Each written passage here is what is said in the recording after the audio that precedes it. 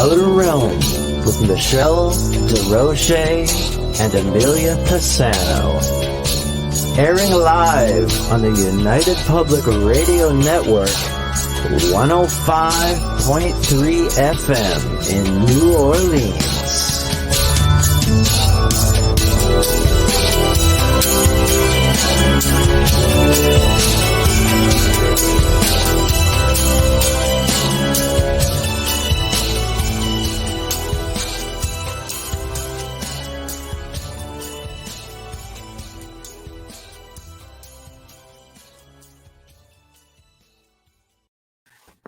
Good evening, everyone. Welcome to the Wednesday night segment of the Outer Realm. And like you heard in the intro, we are broadcasting here on International Public Radio on United Public Radio Network 105.3 FM from the beautiful city of New Orleans.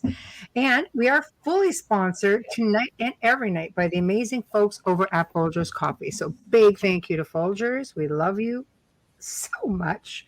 And of course, we'd like to thank our new sponsor, Justin Snicker, a.k.a. Dr. Snick, the Sonic Surgeon. I can't whistle or I would. Who is an award-winning composer of Halloween, horror, sci-fi, and darkware electronic music. And it is available on Bandcamp, Spotify, iTunes, Amazon, most streaming platforms. So thank you for your generous contribution to our show. All our sponsors make our show better. We love you. Thank you. Now, tonight, we welcome Micah T. Dank to the show. And he's going to be discussing astrotheology in the Bible. And I have no doubt it's going to be as interesting as it sounds. I love this stuff. So, put your seatbelts on. Now, with that being said, in order to participate into tonight's show, you're going to see we are on various platforms, of course. Head on over to UFO Paranormal Radio on, I don't know why it says that twice, Joe. But anyway, that's on YouTube. And that is the only one you're going to be able to get us to interact with you. At least if you tag Amelia, you can get a pretty immediate response. We're also on International Public Radio on YouTube. We are on iCar. We are on Facebook and Facebook UFO Paranormal and United Paranormal. We are on Canada's Most Haunted / Michelle Desrochers. News on the flip side, Joe Montaldo, and of course the Outer Realm. So please head on over there and we will see your chats, and we will do our very best to address them as we go along. So, bam, here we are. Hello. Did I get everything in? Hello. I think so. Okay. I have a list too. This is good. God. I know. It's a deep breath. Basically, just search the Outer Realm, and you'll be able to find us anywhere, really, which is awesome. But hello, Dolly. Hello, everyone in chat. Oh, we'll give you a minute to come Bradley, we've got Dolly, we've got Pauline, we've got Michelle. Oh my God, look at this. Gang's all here. Getting there. It's getting in time. It's October. I know. I was waiting for the guests. So anyway, I've been waiting and looking forward to the show. Like seriously, it's just been a ridiculous day. Thank you, Brad. Hi, Brad. Share it up on his page. That's excellent. Thank you. Thank you. Hi, Billy Rose. You betcha it's your two redheads again. Right here. So, I'm feeling a little cantankerous. I had to deal with a cell phone company today. Hi, Janie. I've had 5 hours of my life in the last 2 days that I can never get back. Again? Oh yeah. That's great. I'm not going to mention the company, but it's unusual to be that tied up with them because they're really good, actually. they have their moments. I've not been disappointed obviously with them up until recently. Hi, Wayne. Yeah. Yes. Can we say shit show? I know. Oh, that's the way it goes. Oh, I hope everything worked out, though. It did. Yeah. Good. Ultimately, I suppose it's for my own protection. Hey, April. Ultimately, I suppose for my own protection because, I did the official address change and then ordered the phone. It's like, well, if you order the phone right after an address change, you go to the fraud squad. I'm like, oh, you knew? What? Did you look and see where my last iPhone went? Like a year ago, you fool. Wow. Oh, we're really sorry. Let us gift you with all this stuff. All right. Yeah, but that's the part I love the most about that company is when they are wrong, which they are often, yes, they are fantastic. fantastic. Unbelievable. They are fantastic with their customer service, and it's unbelievable. We can go with that. What lengths they'll go to keep you. So I'll take the 5 hours on the phone. I'm saying that because you went through it, because I have to get a new phone soon, and I'm waiting for yours to arrive. Well, you walk off to bad self, because that's going to be a freaking adventure. That's all I'm going to say. Because I'm just saying, like, at least I know that, it'll be in stock by then because you got yours. So I can order. I'm still waiting on that one. Jury's out on when it's actually coming in, but it's a mess right now. We do have our guest waiting, so maybe we can get you to do his bio intro. An incredible bio, and it's going to be an amazing night tonight. It is. Absolutely. Bear with me because all my glasses, if you're in Ontario, Canada, you can't get an eye appointment to save your life right now. So bear with me. No. A New York City native with a desire to be a writer from a young age, Micah, and I hope I'm pronouncing your name correctly. You cannot guess. I can see you just there. No, you just remember it's all her, man. It's all her. Miss Italian. This is how you say it. Okay. No, I'm pronouncing it like an Italian would. Right. Majored in English, then earning his bachelor degree in language, literature, and criticism. After moving to Boston for a new job, Micah became interested in esoteric sciences, including the astrology and astrotheology prevalent through his book series. Very big word for bubbles. Exploring astrology and hidden codes in the Bible. Please help us welcome, for the first time, author of Into the Rabbit Hole and Into the Veil. Please tell me I'm saying it right, Micah T. Dank. Micah. Okay, we have to know. Did we say it right? I am so sorry. No, he said Micah. Okay. See, I would have had it right. Background. I automatically read everything as Italian because I spoke Italian before I spoke English. So please forgive me for that. I do that to everyone, including myself. But so what's your nationality that your name came from? Where is that from? Biblical. It's from the Bible. Oh, okay. Beautiful. So it's a very old name. Mm-hmm. And I looked at it, just like read it like a pure 100% blooded Italian. Yes, you did. And not everything has that. It's just because of the way my brain works. I'm so sorry, but I love the name Micah. Welcome. Well, welcome, to the Outer Realm. We've been really looking forward to this. I know we have a bit of a wait. We do tend to have a bit of a waiting list, but here you are. And we're really glad that you're here to join us. So what I usually like to do is start off with humble beginnings, so to speak, but with respect to what brought you into this field, because we get an idea from your bio as to, your enthusiasm and wanting to become a writer, but why all of this? Why? Because it's fascinating. In 2013, I'm from Long Island, and in 2013, I moved to Boston for a new job with someone who I'm no longer with, and we got an apartment, and the iPad had just come out. So she would be watching TV, and I'd be in the room on the iPad going down rabbit holes, and I came across astrotheology.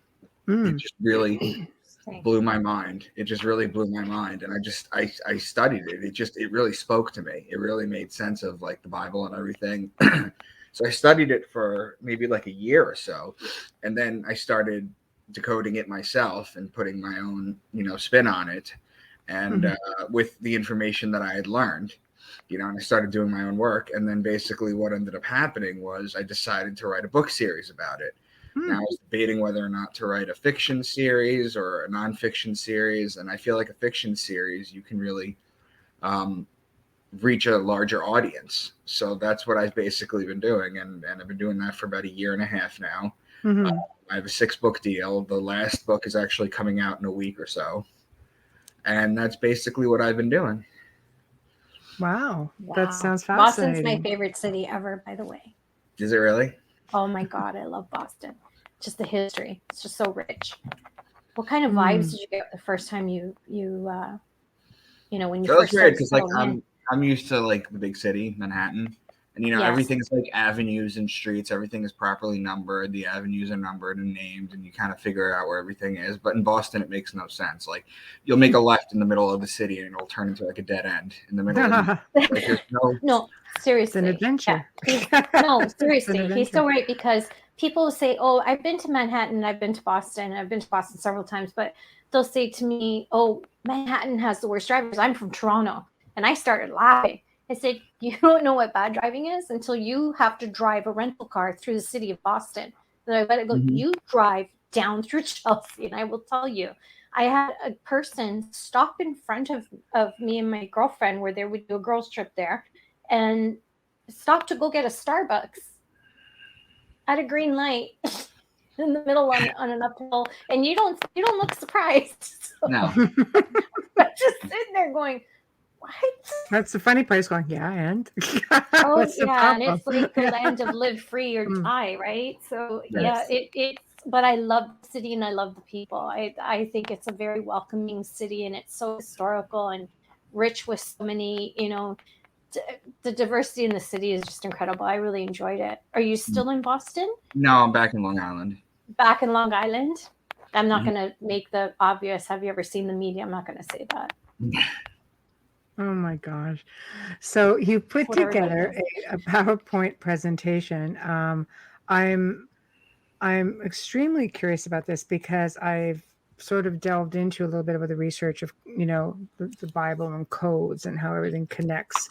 Everything is not what it seems, you know, symbolism and things like that. So would you like to get started on that? I can have our producer roll that and we can go. Yeah, we can do that. Sure, Oh, absolutely. fantastic. It's exciting. Well, Joe. the reason I put together a PowerPoint was because the stuff that I'm going to get into, you learn it better if you see it too.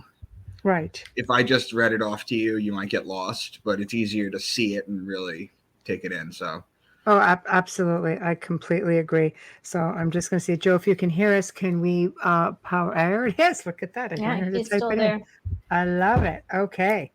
So here we go as he mans the fort from behind. So you direct us any way you want to go. So if we can go to, I guess, this is astrotheology in the Bible. Can you scroll up a little bit, Joe, so we can read the whole title? Just get a little bit. Oh, No, go back up. Go back up one. Go back up one. Go back up one. Okay, here we go. Yeah, that's where we were. Okay. All right. So, all right. So basically, this is astrotheology. And are either of you two familiar with this, or is this all new to you? No, like I said, I've dabbled a little bit into, you know, the codes in the Bible, how it connects to astrology. I'm aware of. So you just How about do what for you the audience? do. Yeah. We have a lot of people in chat also who are watching who completely. There's Okay. a couple who have delved into this. So Absolutely. this is astrotheology in the Bible, and under the words astrotheology in the Bible, I have a picture of the zodiac, and this is in its proper location. Capricorn's at the bottom, Aries is on the left. This is how the zodiac wheel is supposed to be. And what astrotheology basically is, you have the Greeks and the Romans, they had their own gods and their mythologies. Right. This is the mythology of the Bible. This is what this is.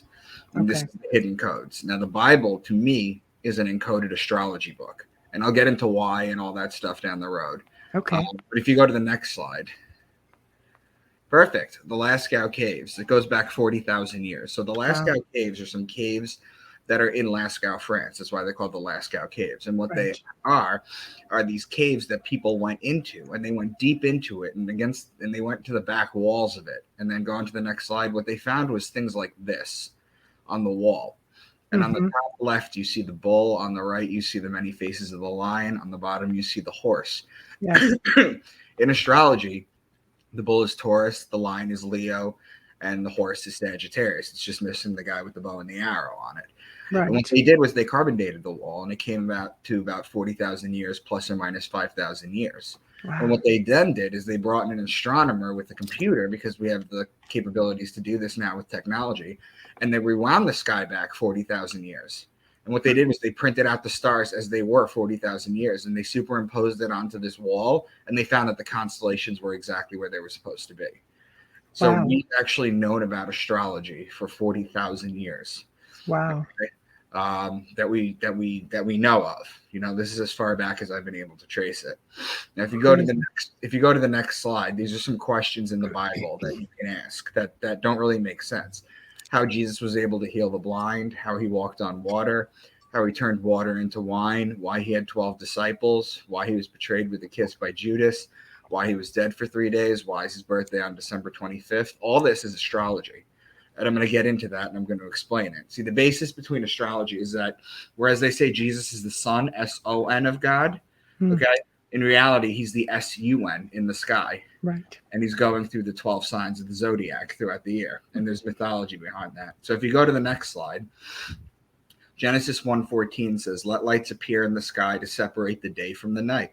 Let them be signs to mark the seasons, days, and years." And that's basically what the Bible is. Okay, it's an ancient farmer's almanac. And the reason it was that, and it was encoded this way, was because the ancients, they needed to know things. They needed to know when to plow. They needed to know when to plant. They needed to know when to harvest. They needed to know when winter was coming. They didn't have a watch, a smartphone, a calendar, a computer to tell them what day and time it was. They didn't have any of that. They had like a sundial, so they had to look at the stars and really get to understand it. And as far as it goes, the sun, it tells the day, the hour of the day. The moon tells the day of the month, and the zodiac tells the month of the year. It's a perfect calendar, and we had to understand that, and it was created for us. So what I'm going to do is I'm going to start going into the 12 signs, which I'm sure you guys are mildly familiar with astrology. Oh, absolutely. Okay, Yeah. so I'm going to go into the 12 signs. So if you go into the first sign, which is Aquarius, that I talk about, sign, it's represented by the man with the water pitcher. So this is the guy on the right. It's a man holding a water pitcher, pouring it out. Okay. Now, anytime you hear the word son of man, baptism, why? Because this is how you baptize someone. It's a man holding a water pitcher that pours the water out onto the baby's forehead. Water pitcher, fountain, stream, river, lake, pond, things of that nature. It's water related. So if you go to the next sign, that's Pisces. That's the sign of the two fish in the water. So whenever you hear words like Leviathan, fish, water, you're talking about Pisces. If you go into the next slide, this is Aries, and Aries is the ram. And in Aries, you have March 21st, which is the spring equinox. It's a 12-hour day and a 12-hour night. It's also the Passover, or the passing over of the sun over the equator back on its way to its height in the summer solstice. Now, in Christianity, the passing over is changed and called the resurrection of God's son. So it's two separate meanings, but it means the same exact thing. It's basically the sun coming back to life. The year actually starts in Aries, the spring. Okay. The Jewish people are the people of Aries. Okay. The Egyptians are the people of Taurus. The Jewish people are the people of Aries. The Christians are the people of Pisces. We are now the people of Aquarius. Okay. We've been in Aquarius since December 21st, 2012, when the Mayan calendar ran out. Okay. Right. Basically, whenever you hear ram, lamb, shepherd, ram's horn, Jewish people, they're talking about Aries. You have to understand, Aries is the ram, okay? And during the high holidays, the Jewish people blow the ram's horn to the sky, and it's Aries worship. That's what they're doing.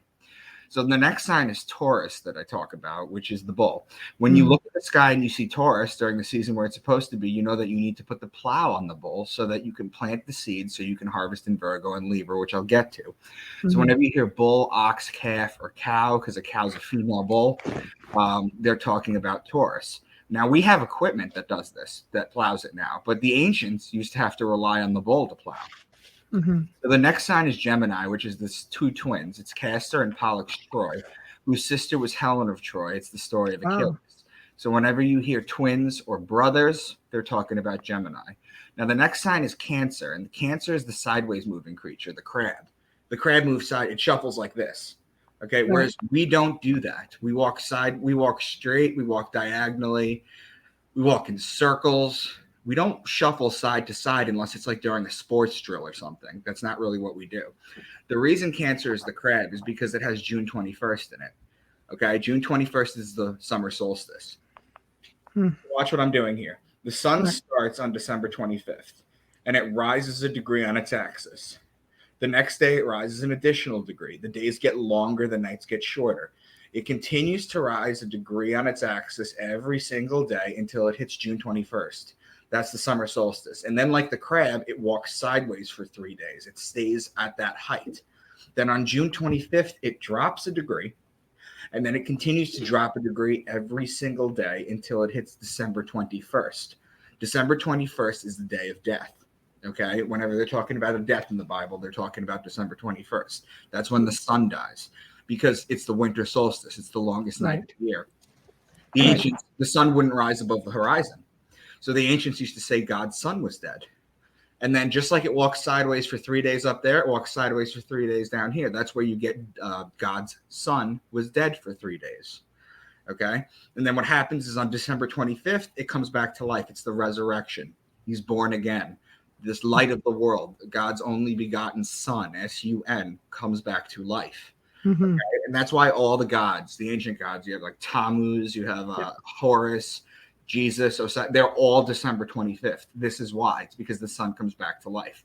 Mm-hmm. Okay. Now, in the ancient Egyptian zodiac, the crab, it wasn't the crab, it was a beetle. It was the scarab. It was the scarab, right? So anytime you hear crab or beetle, they're talking about Cancer. And the next sign is Leo. And Leo is the king. The lion is the king of the jungle. Okay, the ruling planet of Leo is actually the sun. So when they're talking about the kingdom of heaven on earth, they're talking about the sun and its ruling planet. I mean, its ruling home, which is Leo. So whenever you hear lion, lioness, or cub, they're talking about Leo. Then the next sign is Virgo, and it's the lady with the wheat stalk. Okay, mm-hmm. So remember before I said you plant in Taurus with the bull? Right. You plant in Taurus with the bull, and then what happens is during Virgo, you see the virgin with the wheat stalk. All the young virgins, all the young women would go out to the fields, and they'd collect all the wheat in order to make the bread for the year because it finally harvested. Mm-hmm. So whenever you hear virgin, wheat, grain, seed, barley, corn, things of grainy nature of that stuff, that's all Virgo. Now, Libra, okay, next slide. Libra, okay, is the justice. It's the scales. I'm a Libra. It's balance. It's the just one. And the reason it's justice is because it judges God's sun as it passes over the fall equinox. So you remember in Aries, it pass over the equinox and it's celebrated. Mm-hmm. Well, here it's passing over the other way and it's being sentenced to cold, into winter, and to death. So it's being mourned. Okay. So anytime you hear, because it's the justice, the scales, the judge, it's lawly things. Whenever you hear, law, judge, justice, judgment, tax, divorce, law things. Okay. They're talking about Libra. Libra is also wine season. So when you plant for the grapes in Taurus, you press the wine here too. Libra is also olive oil season. Okay. Mm-hmm. You're Italian, right? Yeah, I was just thinking. My dad passed away last year in November. Yeah, and he used to follow all of this to everything from. I bet you he didn't. Wine to his olives. I bet you he didn't ferment them. He didn't ferment the grapes when there was a full moon out either. Nope. And you couldn't possibly give birth until 9 full moons passed. He would put you on it right to the end, yep, and he was always right. He was always right. This is the ancient science. So whenever you hear all those lawly things, tax, marriage, divorce, things that have to do with the law, they're talking about Libra. Whenever you're talking about wine, vineyard, wine press, things of that nature, you're talking about Libra. Whenever you're talking about olives, okay, you're talking about Libra. Then the next sign is Scorpio, and Scorpio is known as the betrayer. And the reason that Scorpio is known as the betrayer is because the ancients know that when a scorpion would bite you, okay, and you'd flick it off, it looked like a pair of lips had kissed you. Okay, so that was the betrayal because it's full of poison. It was a kiss full of poison. It's also where the mafia gets their kiss of death from. Okay, that's where the mafia gets. Yeah. That's where the mafia gets their kiss of death from. Yeah. That's where it's from. And it's also why Jesus the Son was betrayed by Judas with a kiss. Judas is the betrayer. He is Scorpio. So the sun is judged in Libra and betrayed in Scorpio. And then finally, the next sign is Sagittarius. It's the man with the bow and the arrow. And this is where the bow and the arrow shoot the sun and inflict further punishment on the sun. This is where the sun dies. And I've already explained to you the day of death is in Sagittarius. It's December 21st. Whenever they're talking about the death of someone in the Bible, which I'm going to get into, they're talking about that. Okay, so basically, anytime you hear horse, bow and arrow, spear, horseman, that's what you're basically talking about. And then the last sign is Capricorn, which is the goat. And the reason Capricorn is the goat is because if you remember the zodiac, as I showed you at the beginning, Capricorn was at the bottom. If you imagine the sun walking alongside the zodiac, climbing a degree a day, as it does every single year, it starts to climb in Capricorn, December 25th. Okay. And just like the goat, have you ever seen a mountain goat climb on a ledge that's like a foot, climb up the mountain? It's the same thing. That the sun basically does that. So those are the 12 signs. Okay. Now, there are biblical names that are given to Jesus by the church. Okay. These are his nicknames. These are his names. And if you go to the next slide, I'll go walk through it with you. When the sun is in Capricorn, the goat, his name is the scapegoat of Israel. When the sun is the man sign in Aquarius, he's called the Son of Man. When the sun is in Pisces, the two fish, he's called the fisherman of men. And it's also why he feeds the masses with two fish. When the sun is in Aries, the ram, he's known as the Lamb of God or the Good Shepherd. When the sun is in Leo, he's known as the Lion of Judah. The lady holding the stalk of wheat, Virgo, he's born of a virgin and he's called the bread of life. All the gods are always born of a virgin, and that's why it goes back to Virgo. He's betrayed in Scorpio. Oh, I'm sorry. Libra is the scales of justice. He's known as the just one. He's betrayed in Scorpio. He dies in Sagittarius, and it's also why he's worshipped on the Sun day. See, the Jewish people worship on the Saturday, which goes back to the Saturn day because it goes back to Saturnalia worship. Saturn, yeah. Okay. Yep. That's why you wear wedding rings. You wear wedding rings because you had to make a promise in front of your god Saturn. Saturn was the old sun. Okay. You wear earrings, right? You wear earrings because it used to be a woman's thing, but women were told to listen to their god, so they would get their ears pierced. Okay. So that's where that comes from. Wow. Yeah, absolutely. I had no idea. Okay.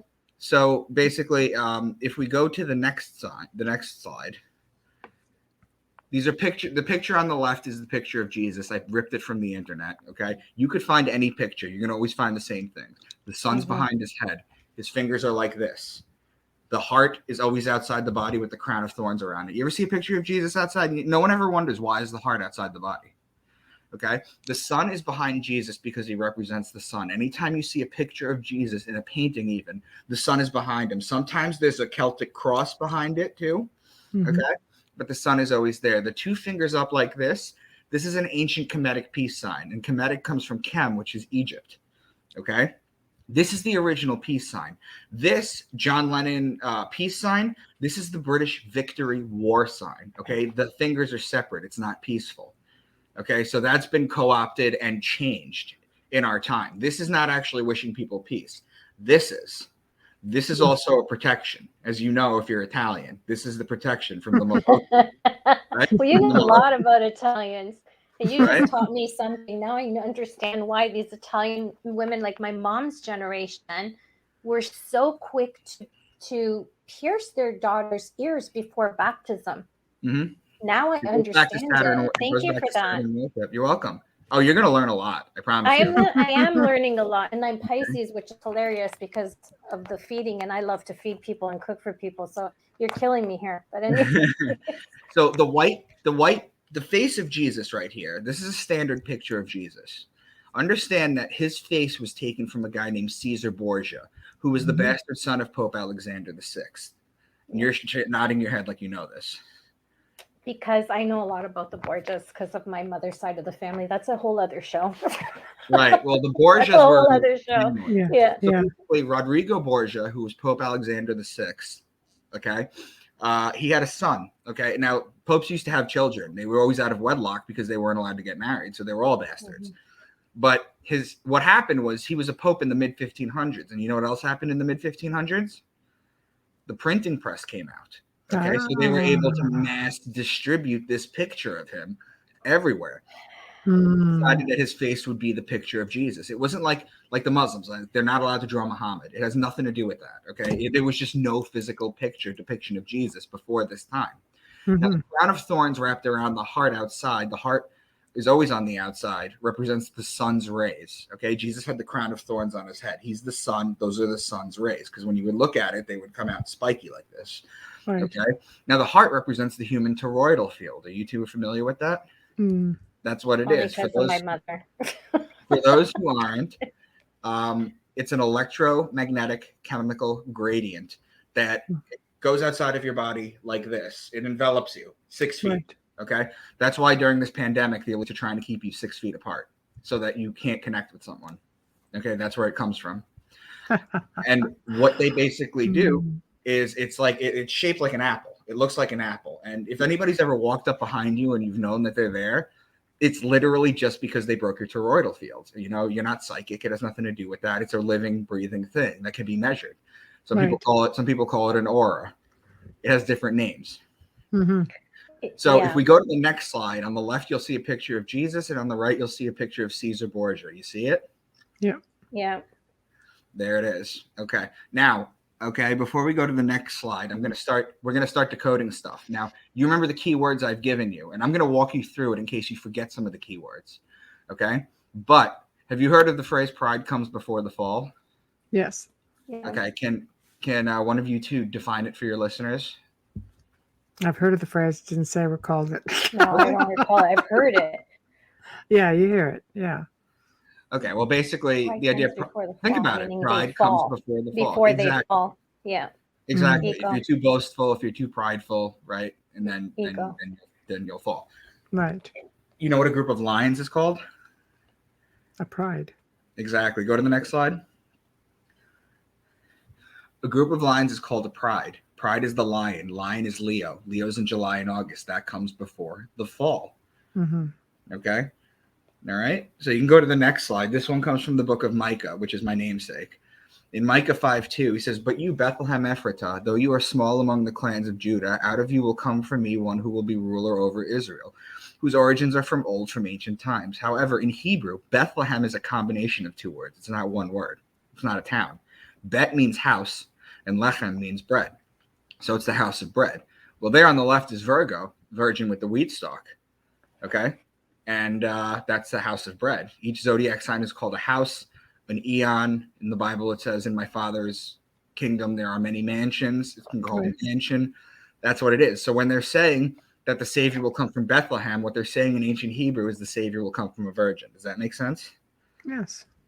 Okay. Now, if you look at the picture of the Virgo, on the left is the glyph. That's the Virgo glyph. It's an M with a Jesus fish attached to it. Okay. It's an M because all the ancient gods' mothers, the virgin mothers, started with an M. You had Mother Mary. You had Mary Magdalene. You had his sister Mary. You had Isis Mary, okay, who is the mother of Horus. Okay. All the ancients started with an M, so that's why that's there. So if you go to the next one, wait a sec. Before you go to the next one, let me explain to you that I've already given you the codes, the cipher to decode this. So what I'm going to do is I'm going to read you a passage. I've already highlighted the words, but I want you to count with me so I could show you how many times these codes are in the Bible. Okay? So go to the next slide. This is Deuteronomy 32. He gave them honey from the cliffs and olive oil from the rocky ground. He gave his people butter from the herd and milk from the flock. He gave them lambs and goats. They had the best rams from Bashan and the finest wheat. They drank the best wine made from the juice of red grapes. But Jeshurun became fat and kicked like a bull. You see how many signs are just in that one passage? Okay. There's two that I didn't give you yet. The one is honey. He gave them honey from the cliffs.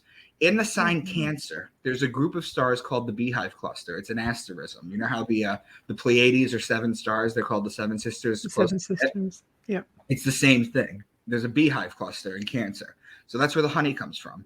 And the butter and the milk are milk-based. That comes from the Milky Way galaxy that the ancients knew about. Okay? That center is in Sagittarius. So when they're talking about Cancer to Sagittarius, those 5 signs, that's your land of milk and honey. It's not actually a place on earth. That's what the ancients are talking about when they say the land of milk and honey. Milk and honey. Wow. Milky Way. Okay? So you can go to the next one too. The Mount of Olives. Okay? Now pay attention to the zodiac wheel because I put it here for a reason so I could show you how we could start decoding this. Jesus led his disciples to the Mount of Olives after his last Passover so he could teach them a few more things. Pray, then wait for Judas to betray him. While walking to the Mount of Olives, he gave the parable of the true vine. So Passover takes place in Aries. So if you look, find Aries on the left, right? Now, the most important things you have to understand is in astrology, 3 most important signs are its two neighboring signs and its opposing sign. Okay, that's where everything has to deal with, and that's how the Bible is encoded. It's always encoded with the cross sign or the neighboring sign. So Passover is in Aries, so you're in Aries, where he walks to the Mount of Olives. Well, I mentioned to you that olives are Libra, so that's the opposing sign. You walk over to Libra. While in Libra, the next sign over is Scorpio, the betrayer. They're waiting for Judas to betray him. Okay, now while still in Libra, he gave the parable of the true vine, or vineyard, or wine press, or whatever you want to call it, and that's Libra, which is the wine. So you see how this kind of passage, or this thing, how this is encoded, how this works, right? Wow. Does it make sense? I feel like I'm just talking too much. No. No, It absolutely does. Yeah. Keep talking. You've got my attention. Mm-hmm. No, Okay. absolutely. So go to the next one. Let's go to the New Testament. Revelation 4:7. The first living creature was like a lion. The second was like an ox. The third had a face like a man. The fourth was like a flying eagle. Go to the next slide. The first living creature was like a lion. That's Leo. The second was like an ox. That's Taurus. The third had a face like a man. That's Aquarius. The fourth was like a flying eagle.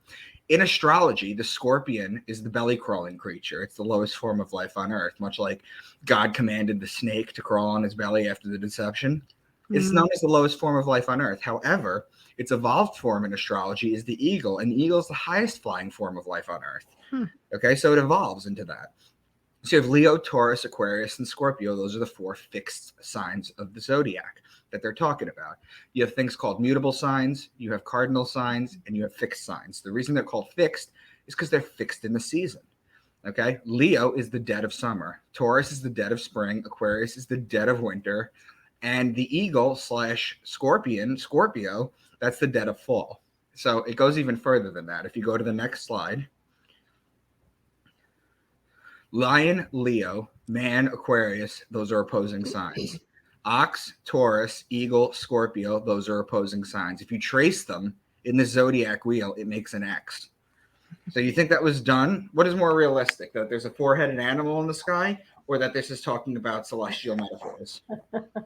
Yeah. Absolutely. No, so if you go to the next slide, Revelation 12. This is the woman with the dragon. I'm not sure if either of you have heard this one yet. A great sign appeared in heaven, a woman clothed with the sun, with the moon under her feet, and a crown of 12 stars on her head. She was pregnant and cried out in pain as she was about to give birth. Then another sign appeared in heaven, an enormous red dragon with 7 heads and 10 horns and 7 crowns on its heads. Its tail swept a third of the stars out of the sky and flung them to earth. You can go to the next slide. Yeah. Interesting. Go ahead, Joe. Thank you. A woman you have clothed a big with fan. You have a big fan in the chat room. Mandy Oben, Micah Dank is awesome. Love all of his books. Okay, Had to there we put it out go. there for you. Yeah. We have a lot of people in chat listening. Yeah. I love it. A woman, we'll get to my books. A woman clothed with the sun is the sun clothed in Virgo. It's a metaphor. Okay. If the sun is in Virgo, the moon will be at her feet. This is easy to explain. There's 12 signs of the zodiac. There's 24 hours a day and a clock. Okay, so the sun spends 2 hours a day in each sign. It's just simple math. If the sun is in Virgo, that's between 4 and 6 p.m. So the sun is still out, technically. If the sun is out, the moon is at her feet, right? Because then when the moon comes up, the sun goes at her feet. It's just a metaphor. Another sign appeared in heaven, an enormous dragon. Its tail swept a third of the stars out of the sky and flung them to earth. The constellation on the left is Draco, the dragon. Its tail goes from Aries to Sagittarius, which is 4/12 of the signs, or 1/3 of the stars out of the sky. Okay, so that's all they're trying to tell you. These are just celestial metaphors. Yeah, the Draco system. That makes so much sense.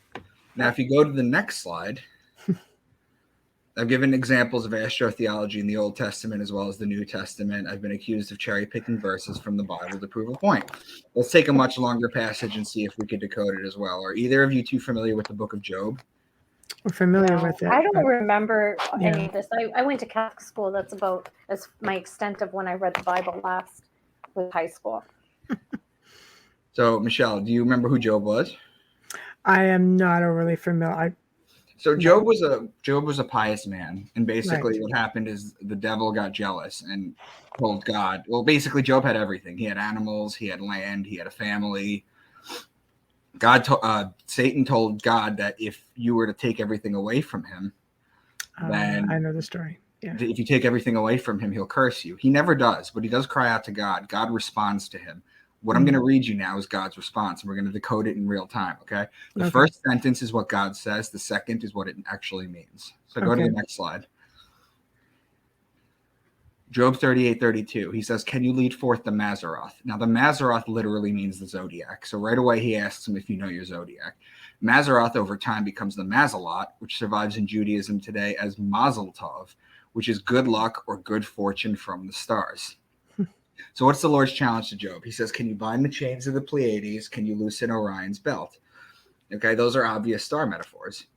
Then he says, can you bring forth the constellation in their seasons or lead out the bear with its cubs? The constellations are the zodiac above. The bear and its cubs are Ursa Major, the Great Bear, and Ursa Minor, part of the Big Dipper. If you know your stars, this is going to make a lot of sense.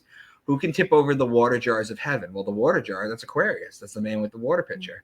Do you hunt the prey for the lioness and satisfy the hunger of the lions? That's Leo. So go to the next slide. Who provides food for the raven? That's the constellation Corvus, which means raven and borders on Virgo. Do you watch where the doe bears her fawn? Riga, meaning deer, is located in Orion. Who let the wild donkey go free? That's Acellus borealis, which means donkey, and is located in Cancer. Will the wild ox consent to serve you? That's Taurus. The wings of the ostrich flap joyfully. That's Lambda Achille or Altheliman, which means two ostriches in Arabic. Do you give the horse its strength? It laughs at fear, afraid of nothing. It does not shy away from the sword. The quiver rattles against its side along with the flashing spear and lance. That's Sagittarius with the bow and the arrow. Does the eagle soar at your command and build its nest on high? Aquila is the Latin name for eagle and is a constellation a few degrees above the celestial equator. I can't see the rest of it because it's cut off, but the rest of it says it talks about Leviathan. There we go, I think. I bring that up. Nope, wrong one. Go back. Yep. Okay. It's fine. Then he says, can you pull in Leviathan with a fish hook? Right. Okay. Leviathan is the fish god that I've mentioned earlier in Pisces. There it is. Okay. Oh, okay. Back up. So, yep, okay. Go to the next slide. Okay. Answer to the questions at the beginning. How Jesus was able to heal the blind. Well, if he's the living flesh, the actual Son, S-O-N of God, the blind man came up to him, he touched him in his eyes, and then suddenly the man can see. However, the sun does the same thing too. Right now, the sun is gone. You can't see anything, but when the sun comes up in the morning and touches your eyes, the blind man suddenly has sight again. How he walked on water. Have you ever seen a sunset on a lake before? The sun literally walks on the water. How he turned water into wine.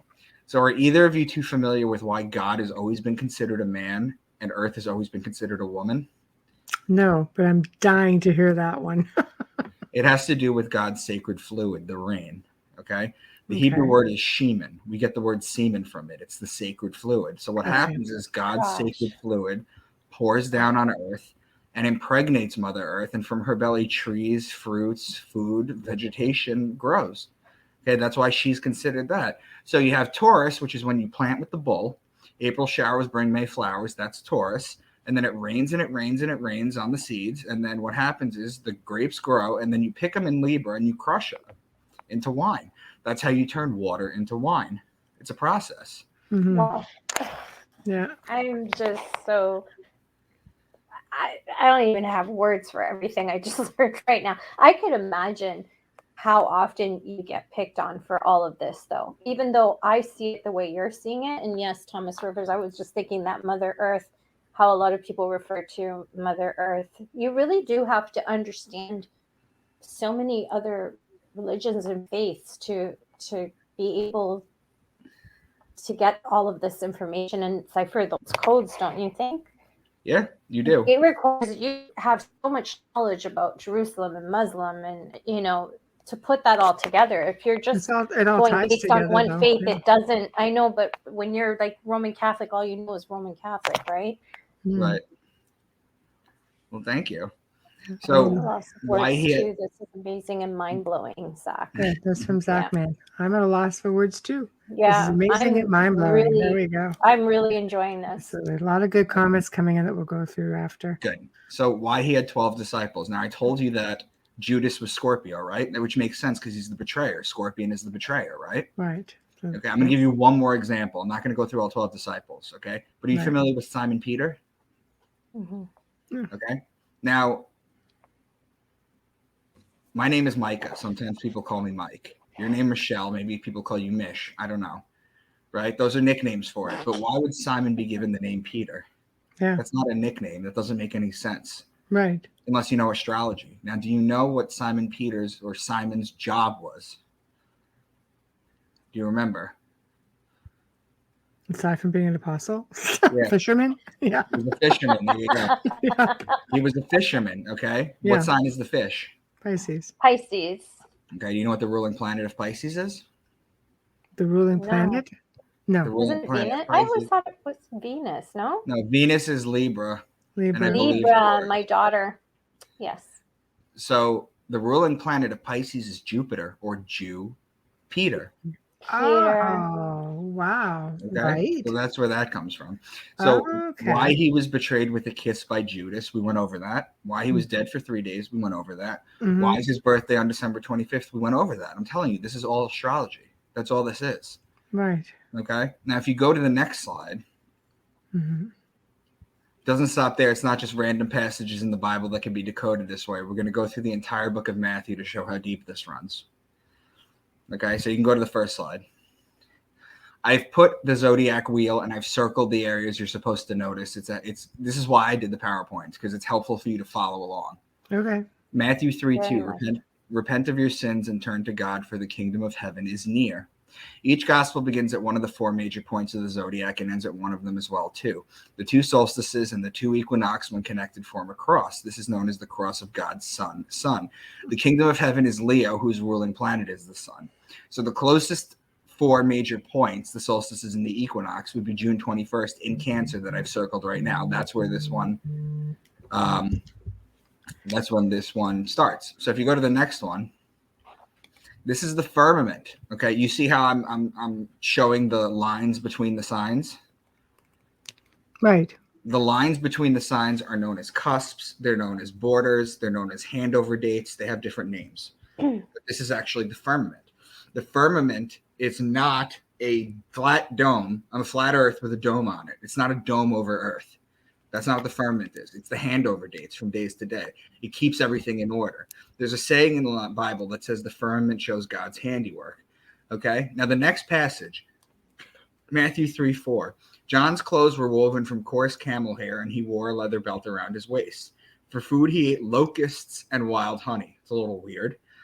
If we take the most famous drawing of a man, Leonardo da Vinci's Vitruvian Man, and superimpose it onto the zodiac, we can make sense of this. So let's go to the next one. Cancer being the head is why he eats wild honey. In Cancer, there's a star cluster called the beehive cluster. Bees produce honey. His head's in Cancer. Make sense? Yes. Now, why locusts? Leviticus 11. What's clean and unclean to eat? All flying insects that walk on all fours are to be regarded as unclean by you. There are, however, some flying insects that walk on all fours that you may eat. Those who have jointed legs for hopping on the ground. Of those, you may eat any kind of locust. See? So they used to eat locusts back in the day. They weren't just a plague. So now if you go to the next slide, a little lower down on the body is the clothes made out of camel hair. That's Gemini that I've circled. Or Camelopardalis, which is a star in Gemini. So that's the camel, Camelopardalis. So now you have the head and the upper body so far. So now we know what he eats. We know why he's wearing that. Now we're up to the belt. So if you go to the next slide, moving a little lower on the belt, you get to his midsection, which is where you would wear a belt. Taurus represents the bull and the female is a cow, which is where you would get the leather. That's where the cow comes in. Regarding the belt, Orion's belt sits between Taurus and Gemini. So next would be the baptism. Now, we were at the beginning of Leo. How are we going to get from Leo to a water sign to signify the baptism? You would go across the zodiac. Cross signs, as they are known, are the signs opposite location. For example, Aries and Libra are cross signs. This is very important.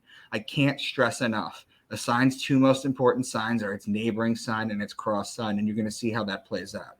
So if you go to the next slide, here we see how it makes a leap from one firmament to the other. The man with the water pitcher in Aquarius is personified as John the Baptist with the water. It's important to note, too, that John the Baptist and Jesus are always exactly 6 months apart. When you think about the fact that Jesus is born on December 25th and rises a degree a day, then that must mean that John the Baptist is born on June 24th and decreases a degree a day. This is why in John 3:30, John says, he must increase, but I must decrease. And it's also why St. John's Day is exactly 6 months to the day of the birthday of Jesus. So the next story is the temptation of Jesus. So we're going back to the Cancer Leo firmament that we started out on. That's July 24th. He's tempted in the desert with the devil for 40 days. This is really simple. Just count 40 days. Count 40 days from July 24th takes you to September 2nd. September 2nd is the dead of Virgo. Okay? Now, Virgo is the woman with the wheat stalk, right? So what's the very next passage? You could put the next slide on. Matthew 4:3, if you are the Son of God, tell these stones to become loaves of bread. Here we see mention of the bread, which tells you that the sun is in Virgo. The next passage, Matthew 5:17 and 22, I did not come to abolish the law, and if you are even angry with someone, you are subject to judgment. This takes place in the firmament of Virgo Libra. When you're at the firmament, it could be used to talk about either side. This could be used to talk about the bread in Virgo, or it could be used to talk about what it's usually talking about, or what it is talking about now, which is law and judgment, which is Libra, the scales of the law, who judges the sun before its descent into fall and winter. Matthew 7:9-10. If your children ask for a loaf of bread, do you give them a stone instead? Once again, this being the firmament between Virgo and Libra, it switches back to Virgo. You can go to the next slide. Matthew 7:15 and 16. Beware of false prophets who come disguised as harmless sheep. And can you pick grapes from the thorn bushes? The sheep are the ram in Aries, and the grapes are in Libra. Once again, these are opposing signs. Once again, moving along, Matthew 13. Later that same day, Jesus left the house and sat beside the lake. The story now moves from Libra to the barrier between Aquarius and Pisces, as he is right beside the... Does that make sense? Like the two water signs, if he's at the firmament, he's kind of between both, so he's beside the lake. You see how that's a metaphor that works? Mm-hmm. These are all deeply encoded metaphors that you have to understand. Okay, now Aquarius and Pisces, he's right beside the lake. Its cross sign is Leo Virgo. As it's across from Virgo, the wheat stalk, the grains, is it ironic that the next parables from Jesus are the wheat in the weeds, the mustard seed, and the yeast? Moving right along, next is the fishing net parable. So now we go back across from Leo Virgo to Aquarius Pisces in order to connect with the fish in Pisces. So you can go to the next slide. Then Gemini is the sign of the two men, technically twins. However, there's just a short mention of brothers in the next passage. He's just the carpenter's son, and we know Mary, his mother, and his brother, James, Joseph, Simon, and Judas. This ends at the firmament of Gemini Cancer. How do we know this? Now, look at the Gemini Cancer border. Okay? Find its cross sign for me and tell me what its cross sign is. What? I'm sorry? The ends of the... where the cross signs for Gemini Cancer? Yeah, right there, the firmament of Gemini Cancer. What's its cross sign? I would say Too Gemini small is... for me. Yeah. Sagittarius. Sagittarius and Capricorn. Okay. Now, between that is, what day is that? I've mentioned it to you guys before. It's an important day. Sunday? I don't know. I feel like I just read it as we go along. It's December 21st. Right. The 21st. Do you remember what December 21st signifies? That's the death. The death. That's the death. Okay. What's the very next passage? Go to the next slide. So there's a test at the end.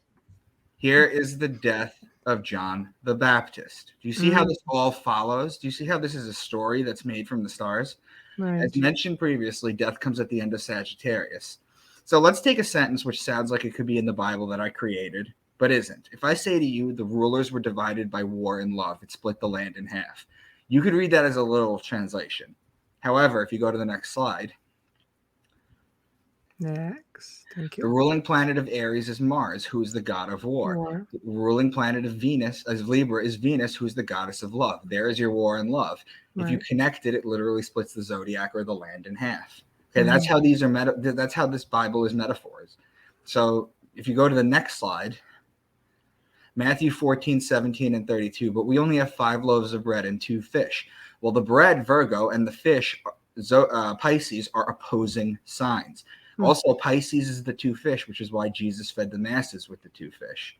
So if you go to the next slide, This is the cross of God's son that I mentioned before. We were just in Virgo, and now next is Libra, which is law, wine, and olives, remember? What stories do we get now from Jesus? The story of the temple tax, the unforgiving debtor, divorce and marriage, and the parable of the vineyard worker. It all lines up perfectly. As you can see how this is plainly encoded. So if you go to the next slide, after Libra is Scorpio. This is the betrayer. This is where Judas betrays Jesus with the kiss. And next is Sagittarius, the day of death. If you go to the next slide, this is the death of Jesus. And that's the book of Matthew. Do you see how this all works? Yeah. I need to get your book. I need more time with this. Because Thomas Rivers says he's on Facebook. Thank you. The mind cannot manage the deluge of great information by rapid fire. Wow. And Thomas is a writer. So that's just. Here's a question from Dolly. Ask if he knows who is speaking to humanity. Sorry, I just lost my mic here. It's okay. Who is speaking to humanity? Yeah. Who is speaking to humanity? I don't know. I have no idea. I will say this though, is that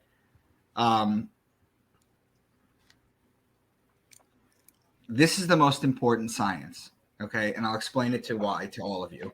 The reason this is the most important science is because if we had a cataclysmic event, if like World War III happened and it was a nuclear, and we ended up, women were pregnant in the caves and men go out hunting again, that kind of shit. I don't know. Can I curse? I'm sorry. Oh, yeah. That you can say, just no F-bombs. Yeah. For the FM. We're on FM. We're on FM. They won't be able to get that beeping fast enough. Okay. So if they basically went back to caveman times, okay, finding God or believing in Jesus as a literal person and understanding miracles is the last thing we would need to do. We would need to know which mushrooms and plants we can touch and eat without dying. We would need to develop all this information, medicine. Mm-hmm. We would need to know how to care. We would need to know how to hunt. We would need to know when to plant, Taurus. We would need to know when to harvest, right? If you didn't plant, if you saw the bull and you didn't realize it was the bull and you didn't plant, you're not eating in Virgo and Libra. You're not storing food for the winter, and then you're going to starve to death. Like they make a big joke about it in Game of Thrones that winter is coming, but that's how it used to be. When winter would come, everything would shut down. It's not modern day society right now where we have heat and all this kind of stuff. It doesn't work like that. Go back to the time of the pagans. No. So what this is the most ancient information that's encoded in here. What stars look like what has what properties, what constellations is across from the other one. You need to know your signs. God says, do you know your Mazzaroth? That's what it is. This is a book written by men that you can read on a surface level one way and take certain things out of it. But when you get deeper and you understand the astrology, there you go, Dave. Before the religion, there was always astrology. I told you it goes back 40,000 years. It's the earliest thing. And it's important because you're in Toronto, and Michelle, I have no idea where you are. Not far. So we're both in Canada. Yes. Yeah, we live like 40 minutes away from each other. Yeah. Oh, that's awesome. Yeah. So you two can go out in the middle of the night and you look at the sky and you maybe just see a little bit of stars. There was no light pollution. There was no I grew up north, so I used to see the stars. I used to see everything up there. Okay, exactly. So that's what I'm saying, is that you have all this light and industrial pollution right now. You can't see anything. No. But back in the day, you used to be able to see it. You used to really be able to track it because that was it. There was no calendars. You take for granted the calendar. You probably never will again. Mm-hmm. You take for granted that you can look and say, oh, it's October 6th. It's 10 o'clock at night. The sun's going to be down. It's going to be a little chilly. Mm-hmm. And that's basically it. You could know that. But the ancients didn't know that. Right. We have weather. We know when a storm is going to come. They didn't know. Mm-hmm. They had to make a farmer's almanac. That's what this is. Right. So now if you continue. Sorry.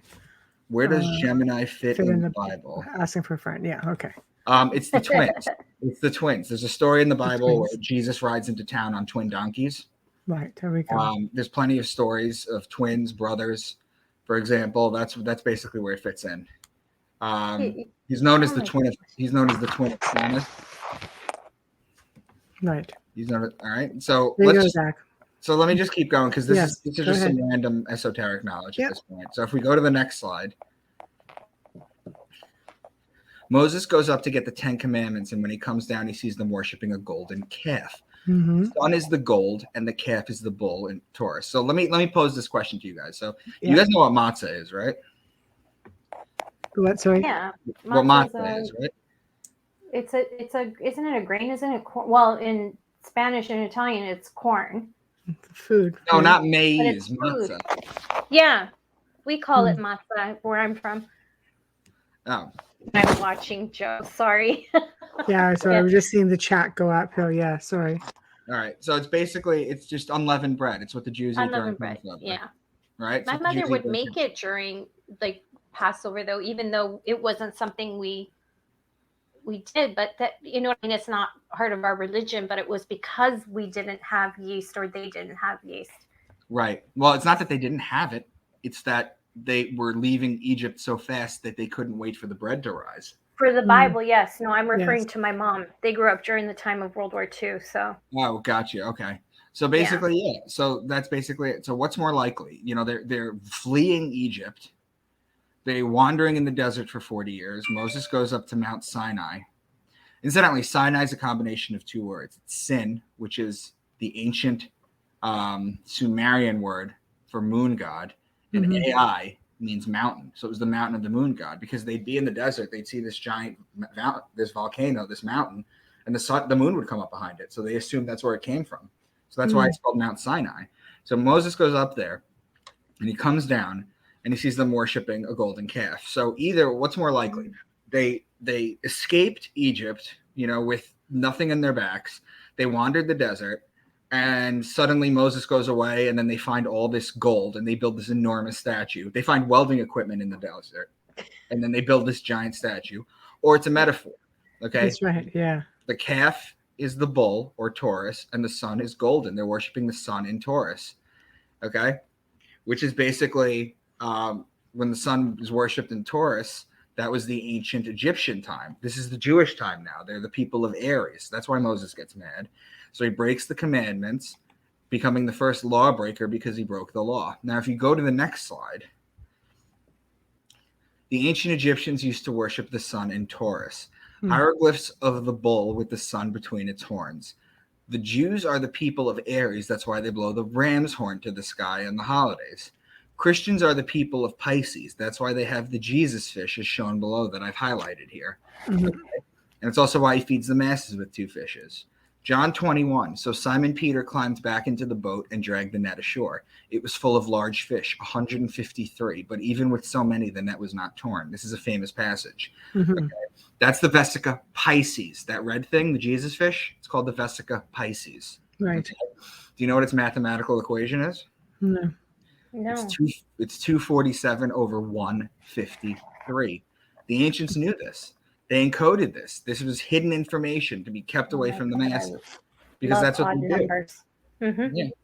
So if you go to the next one,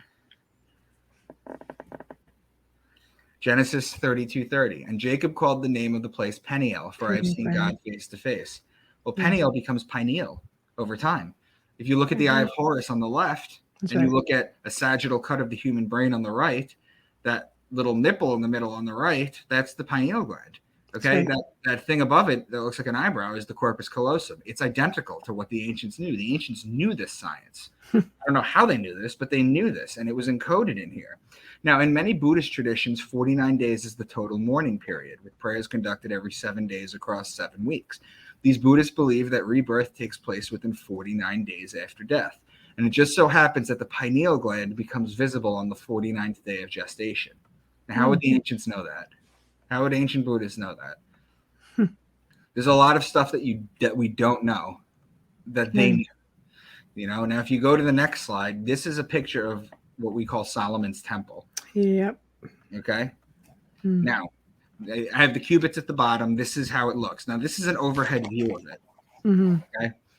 But Solomon is not actually the name of a king. He didn't exist. Solomon's a combination of 3 words for the sun, because every story in the Bible is a different variation of the hero's journey, the son going through the 12 signs, dying, and then reborn. You have Jonah in the belly of a great fish, Pisces, Right. for 3 days, dead for 3 days, comes back to life. You have, Is that where the saying fish smell after 3 days? possibly. I wonder. You know how they guess are like fish, they smell after 3 days. Right. I'm just okay. And then you have the story of Daniel and the lion's den. Well, Daniel is the man, that's the sign Aquarius, and the lion or Leo. Okay, those are opposing signs. Mm-hmm. Okay, this is all astrology. Now, Solomon is a combination of 3 ancient words: Sol, which means sun in Latin; Om, which is Om, that's the Buddhist word for sun. Okay, and On, O-N, is the Greek city of light, Heliopolis. Okay, the Greek city of light, Heliopolis. It's why when you go into a bedroom, you have to turn the lights on in order to become enlightened. Still, it goes back to that city of light. Okay, now if you go to the next slide. Like, I need 2 days with you at least. So this was created using sex magic. Okay, look at this right now, this overhead view. You're not going to be able to look at it the same way. Yakin and Boaz on the right, okay, those circles, they represent the testicles. The porch represents the base. The holy place is the shaft. The holy of holies is the head. The store chambers is the uterus. And those little areas where they can walk in there, that's where the ovaries drop the egg. This is literally a penis and a vagina. Okay, this is made with sex magic. That's very interesting. You're right. I'm never going to look at this the same again. Never. That's right. Forever. Forever. PTSD on this Thank one. you for that. Yeah. Wow. If you think about it, what is the Jewish Star of David? It's this. That's right. It represents the phallus. That's right. And the this represents the chalice. You put them together, it's a hermaphrodite. It's the male joining female. That's what the Star of David is. So if you go to the next one. Thomas needs a month. I'm with you, Thomas. This is amazing. Samson and Delilah. Okay. If you notice that Samson and the sun have the same derivatives. So you have Samson, okay, which in Hebrew, I wrote it down there too, because I can read Hebrew too. It's Samson, its root, it says the sun. Samson literally means little sun. Okay. Under sun is the word shamash. Okay. The shamash means the sun. Okay. Have you ever seen the Hanukkah candles? You know that there's one in the front and then there's 8 in the back, and then you light the first one and then it lights the rest. The one that you light in the front is called the shamash. It's supposed to represent the sun enlightening everything else. Okay. So basically, Delilah, the root word of Delilah is Lila, and Lila means night. So this is the story of the night beating the sun. Okay. So basically what happens, Delilah cuts Samson's hair, which takes away his power, and he ends up with his eyes gorged out and blind. It's just the story of the sun and how it goes away at night, and people end up blind. It's the eternal battle between the sun and night, or Set from ancient Egyptians. This is why we have a sunset, because of the ancient god Set. Now, if you go to the next slide, we're almost done. No, that's okay. Don't are rush. You kidding me? You could go on forever. We've got 45 minutes. You're good. There's a town in Israel called Megiddo, which is a 3rd century church, which was founded under another church. It's one of the oldest churches known to man. In the center of the floor of the mosaic is the 2 fish Pisces. They knew Jesus was Pisces. They knew this. Okay. Megiddo is also the root word of Armageddon. Okay, which is where the war on earth and the rapture is supposed to begin. That's right. This is the oldest church they found in Israel. Okay, it's from the 200, and their big mosaic in the middle was Pisces that I show you right there. Now, if you go to the next slide, this is the Roman Catholic Catechism 2116. All forms of divination. All forms of divination are to be rejected. Recourse to Satan or demons, conjuring up the dead, or other practices falsely supposed to unveil the future. Consulting horoscopes, astrology, palm reading, interpretation of omens and lots, the phenomena of clairvoyance, and recourse to mediums all conceal a desire for power over time, history, and in the last analysis, other human beings, as well as a wish to conciliate hidden powers. They contradict the honor, respect, and loving fear that we owe to God alone. So let me ask you a question. This is the Roman Catholic Catechism. This is one of their decrees. Okay, you guys can't deny that there's astrology in the Bible anymore. Absolutely not. Okay, so why would the church go out there and try and convince you that astrology is evil? Because they don't want you to know it. They want to keep their under their thumb. They don't want you to know all of this. Yep. But yet they show you symbolism. When you're in the age of Pisces, you notice that the hat that the priests wear, how it's shaped like Yeah. the of a fish's head. Yeah, that goes back to Dagon and Mithra worship. There you go. Yeah. In fact, the Pope's hat is actually known as the mitre. Okay, and mitre comes from Mithra. There you go. Okay, if you've ever, and for people who don't know what we're talking about, Google Pope's hat fish head. Oh, You yeah. literally It's wild. his corona, his hat that he wears, that big white thing. You often you turn it to the side, it looks like a fish with an eyeball. Yeah, That's right. Corona is Italian In the mouth. crown. Yeah, I didn't mean corona. I'm just No, but I love that you say that because the Italians believe that he is crowned. Zachman said it would undermine the supremacy of the church. Absolutely. Mm-hmm. Right. I always thought a lot of the stuff that you told us about, you know, with the planting and the harvesting and the wine and the olives. This is all stuff that my family did. I always just thought it was an Italian thing. I didn't realize that You have no idea how far back it goes. This is no, ancient. I need your books. I'm not lying when I say that. I want to learn more. It's like you're giving me a connection with my mom, believe it or not. I really appreciate hearing that. Okay, I love hearing that. You. So now I'm going to show you how this stuff is encoded in modern day stuff. Okay. Okay, so go to the next slide. The Phoenix Suns. The Phoenix is the story of Christ the Sun. This is a basketball team, in case you guys don't know. Mm-hmm. Christ is the sun, a flaming form of life that dies and rises from its ashes. Jesus was the sun who died for 3 days and came back to life. That's why Phoenix team is the Suns. So what about the women's Phoenix team? So go to the next one. The Phoenix Mercury. Mercury is the ruling planet of Virgo, the only woman sign. That's why the woman Phoenix team is the Mercury. So how else are they encoded? So go to the next slide. 1990s movies Face Off, starring Nicolas Cage and John Travolta. Okay. Did either of you two see this? Oh, yeah. Yes. Yeah. Eons ago. Times. But yeah. Okay. So Nicolas Cage's character's name is Castor Troy and his brother is Pollux Troy in the movie. That's literally the names of Gemini. Okay. What about Travolta? His name is Sean Archer, and that's the guy with the bow and the arrow, the archer. Yes. Okay. Yeah. Those are opposing signs in the zodiac. So they encode this. There's people in Hollywood that encode this. There's people in sports that know this. Go to the next slide. Remember this video, Cranberry Zombie? Yep. Okay. 1990 song video for Cranberry Zombie. Here Dolores O'Riordan is painted gold like the sun, and her head dressing represents the rays of the sun, much like Jesus in the crown of thorns. But is it that? What's the very next slide? Look at that. It's the golden sun on the cross. And look at the little Sagittarius is at the bottom with the arrow ready to kill her. You see how this occult symbolism metaphors? Oh, yeah. There's all kinds of it. All right. Then one more slide. If we go to the next slide. It's important to know homosexuality in the Bible because this is very misleading. Everyone knows about Leviticus 18:22. However, is it really what it said there? The Greek word arsenokotai shows up in 2 different versions of the Bible in Greek, but was not translated to mean homosexual until 1946. In the 1800s, the German Bible said, "Man shall not lie with young boys as he does with the woman, for it is an abomination." Leviticus 18:22, same with Leviticus 20:13, young boys. 1 Corinthians, the word arsenokotai, and it's important to mention that the Bible was written in Hebrew, but everyone at the time knew that if you were a true intellect, you wrote and read in Greek. So 1 Corinthians become boy molesters will not inherit the kingdom of God. If you were to grab a copy of Martin Luther's original German translation from 1534, they use the word Nabenschander. Naben is a boy, Schander is molester. The first time homosexual appears in German translation is in 1983. Wow. Okay, so for all the talk about anti-LGBT or whatever, you can have your own thoughts on that. That's fine. This is the truth on this.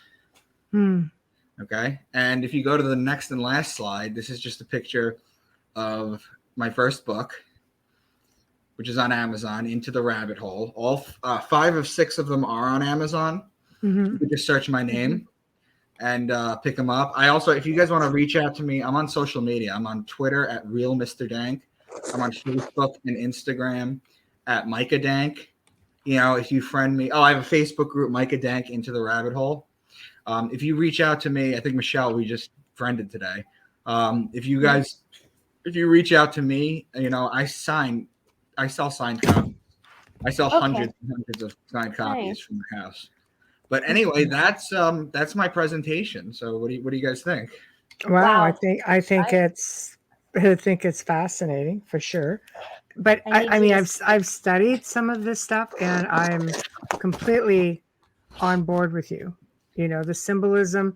I mean, if you think about it, there are people who have said to me, "Do you think that we'll go with Catholicism, you know, because Christianity, there's different branches of that. Goes, do you think it's opposite of what they teach us? You know, Well, like it's a psyop. It's a psyop on a psyop. I believe truly that the Antichrist is literal Christianity. Reading the book literally. Okay, okay, I believe they knew what they were encoding, and the Antichrist is literally taking the story literally. okay. I'm Here's gonna move this outside. You guys don't care if I have a cigarette, do you? no, we're not allowed to. You No. absolutely can. Yeah. So Zachman says, so Leviticus originally condemns pedophilia instead of homosexuality. I agree with that. How did it get twisted into translation over time? How do you get what? Twisted into translation over time. I mean,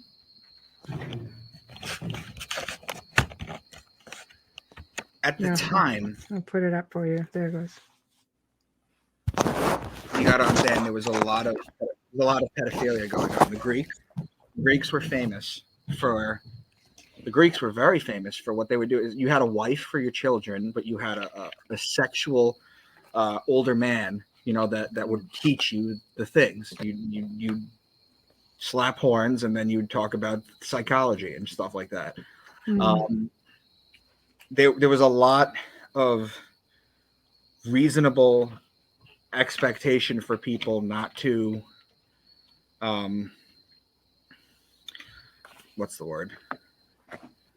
Basically, people had a lot to lose if they put molester in the Bible. Okay, so basically, this was changed over time. Yeah, pedophilia has been around forever. Absolutely. Well, yeah. Even more so now.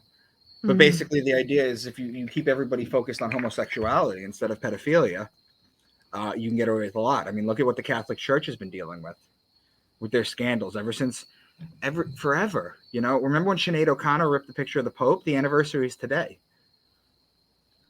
You know, some people believe that the way some religions portray, like, you know, prayer, and with all the, I mean, they deviate from a lot of what I think their intention and the content.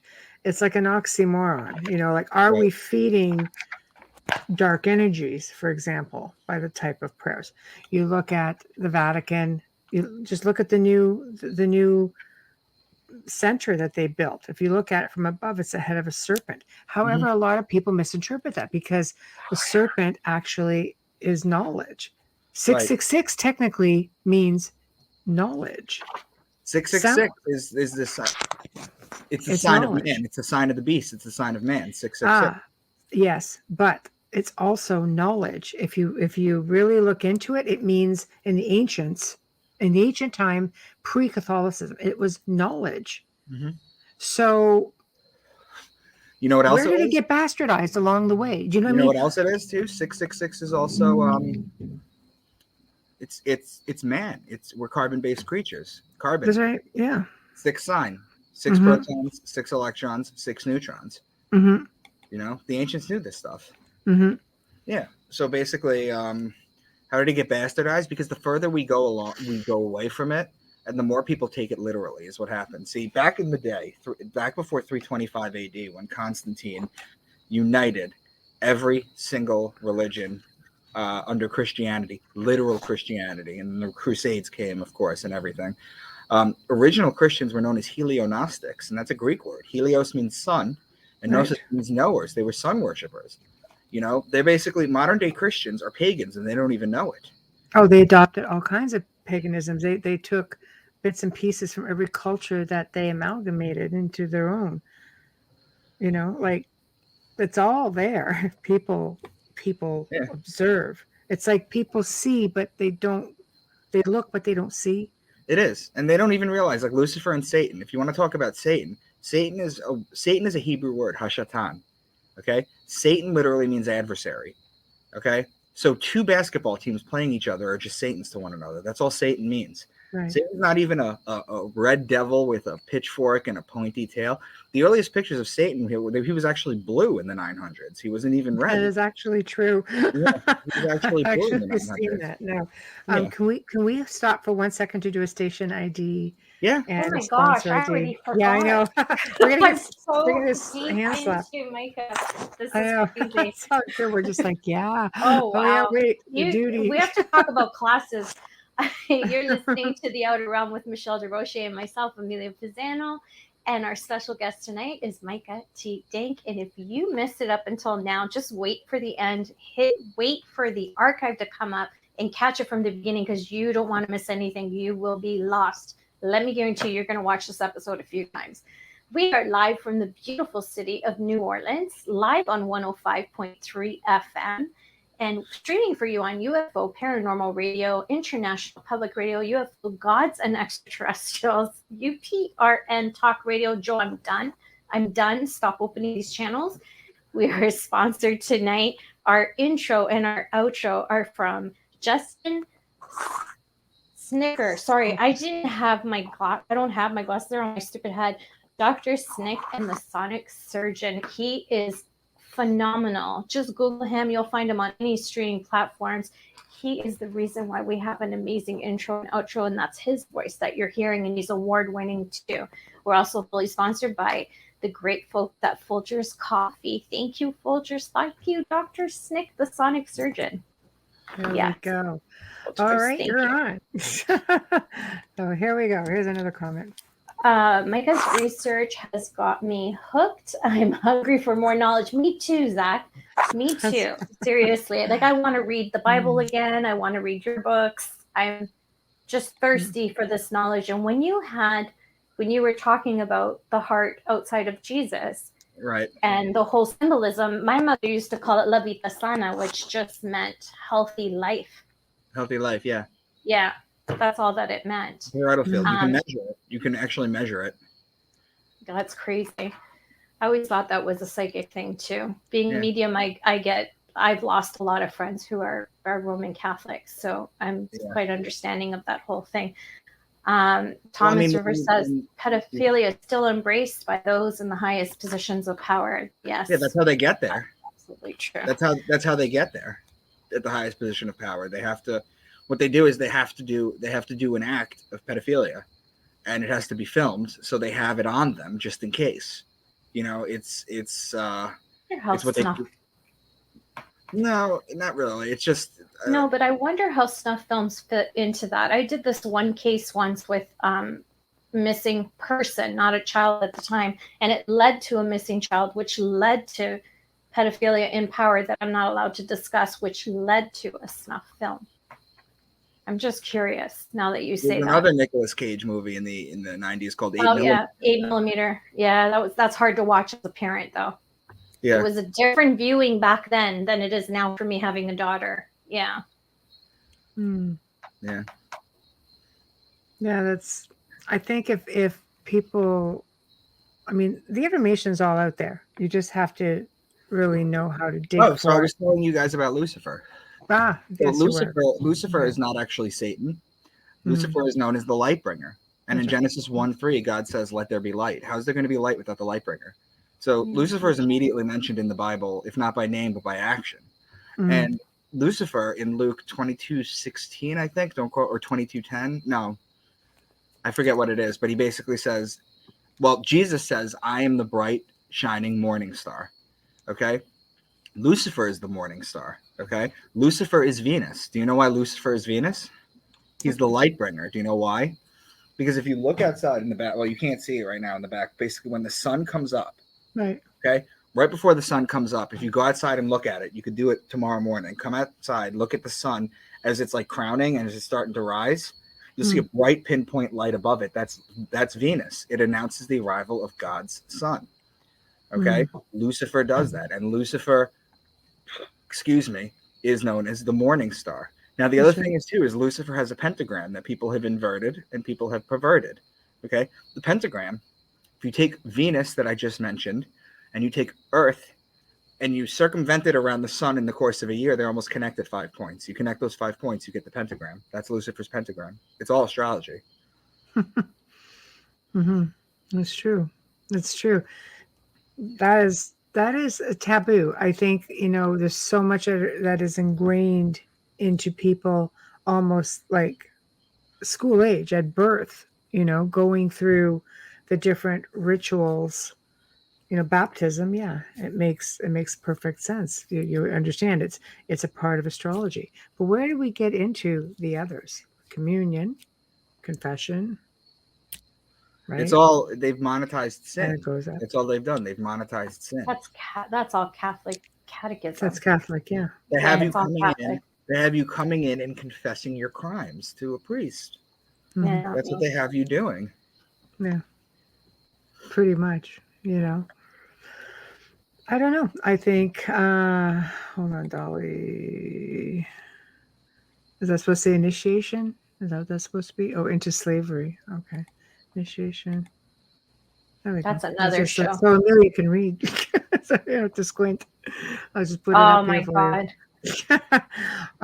Yeah, there's a lot of people out there, I think, who have tried to break through that symbolism and get people to understand. Why do you think, like, we're so conditioned, why do you think it's so difficult for people to look at the obvious? Because this, to me, it's in the Bible. I'll tell you why. You know why? I'll explain it to you why. Is because ever since you're conscious, okay, and you can think for yourself, okay, and you're self-aware, mm-hmm. you're aware of your own existence, okay? Mm-hmm. You were not aware of your existence prior to being here. Mm-hmm. You're aware of your existence here. Your biggest fear on earth will always be to not exist in any form anymore. And that's what religion does. Religion gives you these easy answers that tells you just do this, fall in line, and do this, and you'll go to heaven, and you'll go and you'll be in ecstasy forever. It's nice, neat, wrapped up, and people swallow it. That's why. Okay, so what's your take on when people say heaven, hell, above, below, as above? Well, I think that string theory is only now string theory and M theory and quantum physics is talking about 11 dimensions. I think there's just different dimensions, and I think we can access them. I think we access them through the use of like DMT, hallucinogens, for example, where you get to basically see a peek of the afterlife. Why do so many people have the same near-death experience? Why do so many people have the same experience when they're on DMT? They see the gnomes or they see this, it's true. Yeah. Gnomes, yeah. Not a fan of gnomes, just saying. But I've never touched that stuff, so I don't know much about it. Well, mushrooms, I guess, is another, ayahuasca. Yeah. Well, manna, that's what manna is in the Bible, manna. Because is that ayahuasca? No, the word manna means what's this in Hebrew. Okay. So the Jews walk around, they'd see little white round things, because that's what they were called, little white round things, and they'd go, manna, what's this? They'd eat it, and they'd be able to talk to God. It's just a psilocybin mushroom. That's what they were doing. They're just giving them all psychedelics, basically. Yeah, that's what it was. There's so much psychedelics in the Bible. Yeah, no, it's true. Yeah. Thomas, meditation opens the door to a whole level of conscious.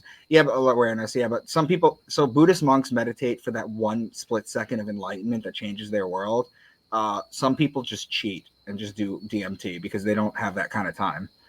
Right. So that's basically what it is. Yeah, but I mean, from what I understand, because it was explained to me once how to, people who were doing DMT, it's like it really messes you up at first. Like you feel I don't like. Yeah, it's an ego death. Not having control over my head, my thoughts, my body. It dissolves you. Yeah, as a medium and you take one of those mushrooms, you're gonna flip and see all kinds of stuff. Like that's just a whole other. Right. It's already that way for us. Where we have to shut off all these, we have to put up, if it's easier for people to understand, like these veils so that we're not seeing, speaking, hearing, and talking with this constantly. Mm-hmm. Right. I can't imagine what it's like. I would like to ask a medium who uses mushrooms and see what their experience is like, because I don't understand it. I really Well, don't. I mean, it's It like would drive me anything. crazy. I can have a couple glasses of wine, for instance, and my abilities will kind of go.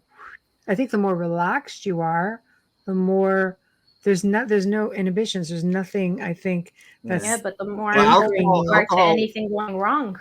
Alcohol lowers your vibrations, where things like marijuana, DMT, everything raises your vibrations. Alcohol lowers your vibration. That's why you start to drink, and then you start to think of the basics: food, sex, sleep. Yes, You know, right. it brings you back down to your reptilian brain. Yeah. Archonic way of thinking and existing. And so your theory then that we live in a matrix, that we're sort of controlled. There's a great book called The Holographic Universe. It's by Michael Right. Talbot. I don't know if you've ever heard of it, but it's a fantastic book. Right. Yeah, it talks a lot about it. Yeah. Yeah. What are your thoughts on it? Knowing what you know.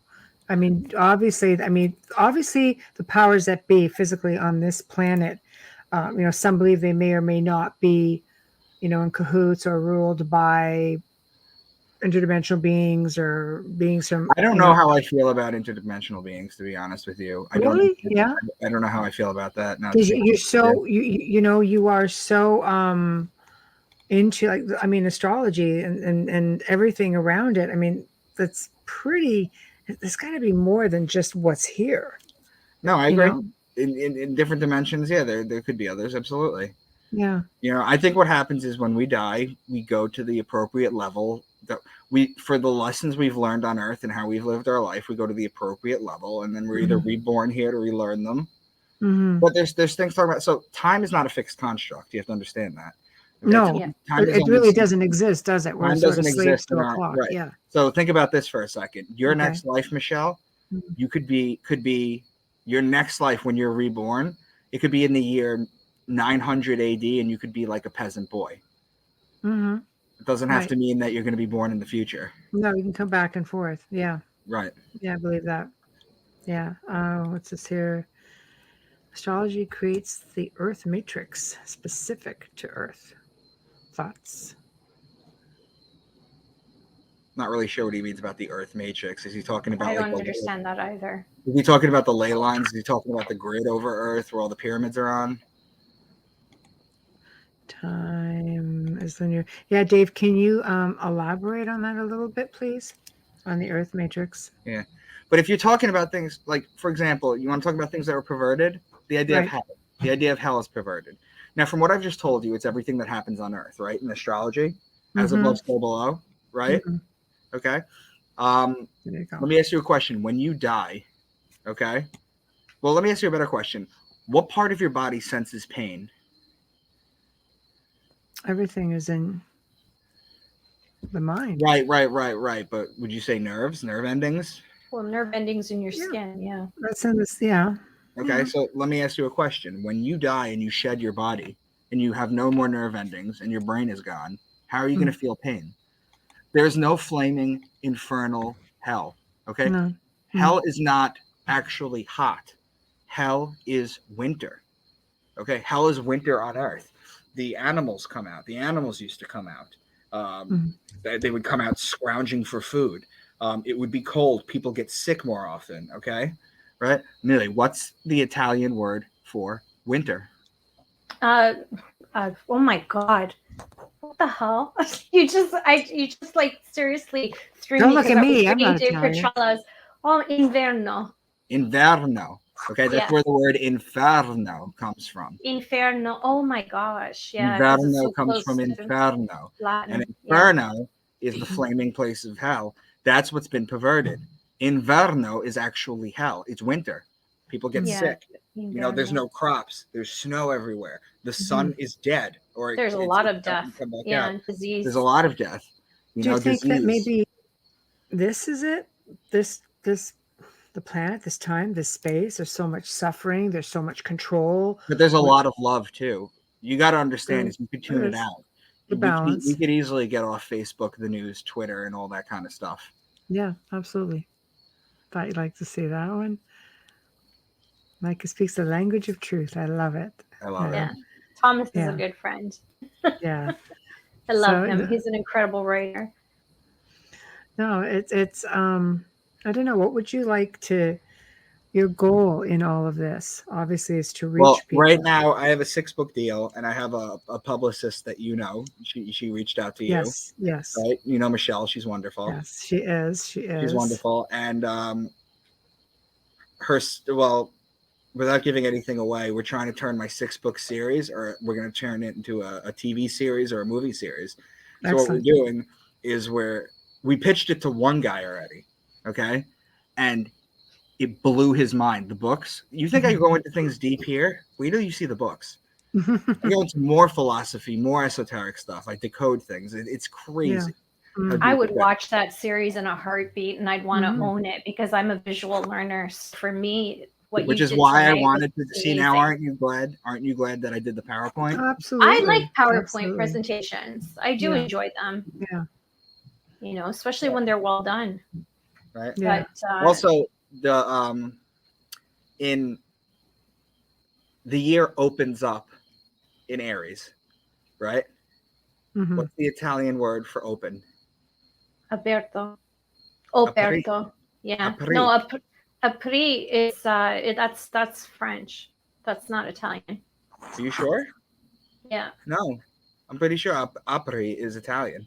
Apri. Oh, yeah. Sorry, I'm giving you dialect. Oh, it's not French. I'm I know speaking it. dialect, and no, because I'm. My wife is from Puglia. Okay, so all she does is from speak Puglia, dialect. but see, we have dialects. She's right next to me. I'm from Calabria, and the yeah. dialects are different. So it throws me when you're Right, but apri means to open. Okay, that's where April comes from. April is Aries. It opens up the year. That's where that comes from. Yeah. Yeah, that's definitely definitely a dialect slang too, though. But yeah, I understand that. So you get this into even Dante. In you had to have read Alighieri, the Divine Comedy, no? No, I didn't. But my nephew's named after him. No, I didn't. I actually went to the Da Vinci exhibit in high school because I did Italian immersion classes, and I actually got to see that through a different culture. You know, the experience was different. Dante knew that hell was cold. You know how he knew hell was cold? In the bottom level, he put Satan. Satan has 3 heads. Satan's chewing on 3 people. He's chewing on Brutus and Cassius. Their faces are heading out, and he's chewing on them. Who killed Caesar? And he's chewing on Judas Iscariot backwards, where Judas is like head into him. Okay? So he's got 3 heads. He's chewing on them. He is frozen in a lake of ice because his wings are beating so hard that every time it tries to thaw, it just stays frozen. Dante knew hell was winter. Inverno. That's hell. Hell is winter. Hell is not a flaming place where your body with no brain and no nerve endings goes to burn. That doesn't even make sense. Mm-hmm. So where did the concept of hell come from? Originally? It was invented. We have this concept of fire. Well, hell, I don't know where the concept of fire comes from, but the Greeks had it too. Hades. You're talking about mythology. You're talking about Chiron with the gold coins, taking them across the river Styx. Center of Earth can also be construed as hell, possibly, if you believe in the hollow Earth theory. Your belief system, sure. Yeah. If you believe in the hollow Earth theory. Yeah, absolutely. The Earth star, yeah. There we go. That's all it says. Our planet freezes over. That would be hell for sure then. Now, it's important for you guys to understand, or for you ladies to understand, and everyone else to understand. Everything that I told you about today only works in the Northern Hemisphere. It's backwards in the Southern Hemisphere. Okay? Because if you think about it, it's October right now, so it's kind of like fall. That's right. It's spring in Australia. That's true. It is. Okay, so you have to understand the reason this science was done this way, okay, instead of from the south, is because if you look at the Egyptians, the Jews, and the Christians, okay, if you look at them, they all come from the Northern Hemisphere. That's where all this stuff comes from. Okay, Egypt is in the top of Africa. Okay, you know where Israel is. That's basically where it is. Israel, incidentally, is just a combination of 3 words. for Egyptian gods. It's Isis, Ice, Ra, and El. So everything comes back to Egypt, basically. But every time they basically just boil it down. Now, let me throw you this conspiracy theory out there. I mentioned before that Taurus, the age of Taurus, that was the Egyptians with the bull worship, the sun with the horns between its head. Then the Egyptians fade, the people fade. Then the Jews come along, and they're the prevalent people. They write a Bible. They're the people of Aries. They blow the ram's horn. Then they start to fade. Then the Christians come up in the age of Pisces. That's right. Okay. And the Christians come up, and then suddenly, everything is two fish, and it's always the fish, the fishermen, And, now we're in the age of Aquarius. So we're very young in the age of Aquarius. We're only about 9 years into it. And doesn't it go like 2,000 years or 2,600 years, something like that? It's 2160. 2160, which makes 25,920 the great year after you go through everything. But basically, we're in the age of Aquarius right now. Okay, so the Christian, I love Santos. Love Santos. I used to throw him my early work. I'd email him my early work. He's one of the ones that I learned from before I started doing my own work. Very nice. But so we're in the age of Aquarius right now. It's very young to tell. Right. But if everything follows suit, the Christians are going to start to fade, and then a new religion is going to come up, and it's the sign of the man. And I think it's going to be transhumanism. It's going to be merging with machines. That's going to be the new religion. Well, just look at technology right now. AI is it's a really big research. I mean, they're successfully, they're successfully doing things. There's talk about, hooking computers up to our brain, or vice versa. Like this is all prevalent. I mean, I think right now Google is going to have its first grocery store that's going to be all AI. Right. Checking you out. So there we go. Well, they already have Whole Foods in New York is already opening 2 stores in the new year. Only AI. They own that. Yeah. They have that already. Yeah. In a pilot store.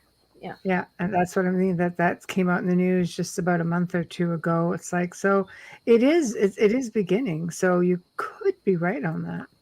Yeah, I think so. I think we're too young to see, but if you follow the patterns, right. You're already starting to see pushback against Christianity. Yeah, Alexa's already in BMW for the year. Just saying, they just came out with the cars. They have it already. The X3 for the BMW has Alexa. It's a selling feature, which I think is insane, but we won't go there. Right. So no, that's possible. That's possible. Cowdy did that one. Here we go. You're bright, bro. All these people that are commenting, I want you all to reach out to me on social media. There you go. Age of the Machine, Aquarius. There we go. He also studies astrology and works in astrology, Dave. Yeah, so there you go. It very well may be. Dolly says here. Oh, that's not Dolly. Hold on, Dolly. Where'd you go? I've just gone through 10 different ways in my head to say open in Italian. Thanks, Micah. Seriously. I'm like, aprilo, aprire, aprire. Like, holy crap. Because of the slangs. That's why. You know what else is interesting, too? This I heard from, I forget where I heard this from.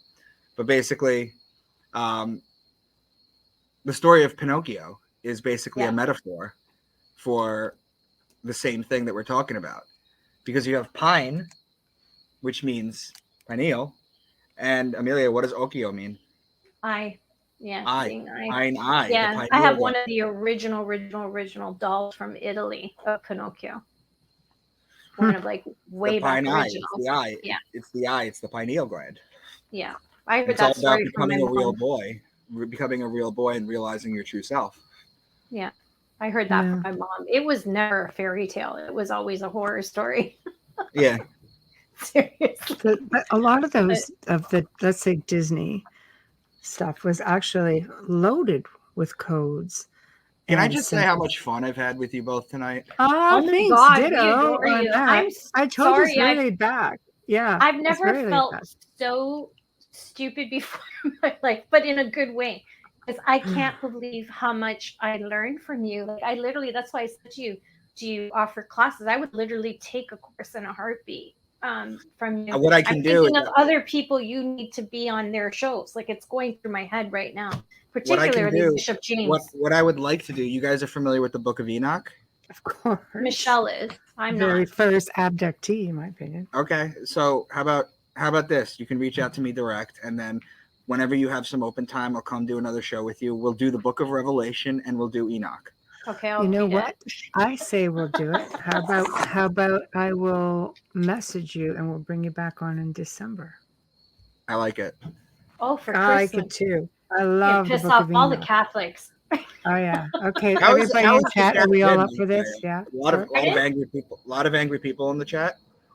Angry No, people? you have a No, lot of everybody's happy. supporters in the Yeah, this is chat. great. You No, have our a people lot are of never supporters. angry. Are you kidding?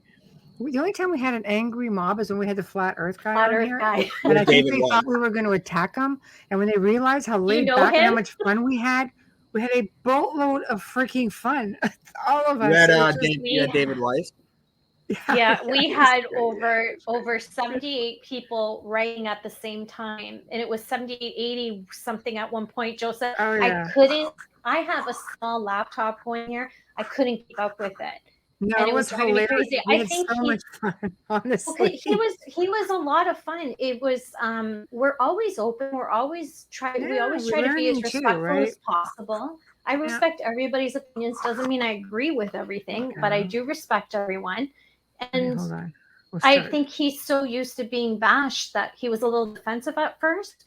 It's true, but he realized that he had a his good followers time. were taking chunks Like, out this is of the us. best Oh my show God. ever. You guys are amazing. Or it's like whatever. We went from being like red-haired witches to the best show on the entire planet. Yeah, Flat Earth we were getting the angry mob throwing rocks from the crowd. That's what we were. I'll have to add him to my social media. Just a warning. I have an interesting sense of humor. You know how to find him, man.